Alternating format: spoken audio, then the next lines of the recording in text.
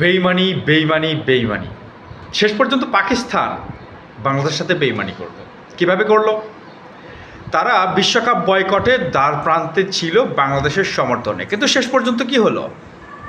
যখন বাংলাদেশকে যখন আইসিসি বাদ দিয়ে স্কটল্যান্ডকে নিয়েছে এবং ভারত এবং আইসিসি মিলে পাকিস্তানের বিভিন্ন হুমকি ধামকি দিচ্ছে, সেই হুমকি ধামকিতে ভয় পেয়ে তারা তাদের বিশ্বকাপ স্কোয়াড ঘোষণা করে দিল।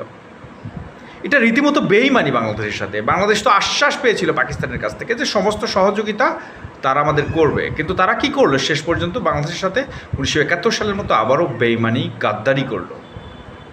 গাদ্দার পাকিস্তান। বাংলাদেশের যে সহানুভূতি পাকিস্তান ক্রিকেট এবং পাকিস্তানের প্রতি ছিল, সেটা কিন্তু চলে যাবে যদি বাংলাদেশকে আগায় দিয়ে পিছন দিয়ে মই টান দেওয়া হয়। পাকিস্তানকে বিশ্বাস করতে কিন্তু অনেকেই এখন পর্যন্ত বিভিন্ন ধরনের সংশয় থাকে যে আসলে এদেরকে বিশ্বাস করব, শেষে কী রেজাল্ট পাবো। ঠিক সেটাই হলো।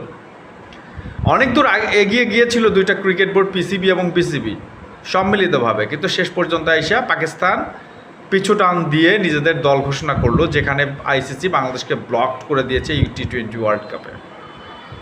বাংলাদেশ তাদের কথা রেখেছে, বাংলাদেশের শির তারা উঁচু করে রেখেছে, কিন্তু পাকিস্তান তাদের জাত চিনিয়েছে, তারা জাত বেইমান। পাকিস্তান ক্রিকেটের প্রতি বাংলাদেশের জনগণের আর সেই সহানুভূতি থাকবে না, কখনোই না। যেই ভালোবাসা ছিল সেই ভালোবাসাও থাকবে না। ইন্ডিয়া আর পাকিস্তানের মধ্যে আসলে কোনো পার্থক্য আমরা দেখতে পাচ্ছি না। ঠিক একই। আওয়ামী লীগ বিএনপি যেমন, ভারত পাকিস্তান একই। সুতরাং সাবধান। ভালো লাগলে সাবস্ক্রাইব করবেন। ধন্যবাদ।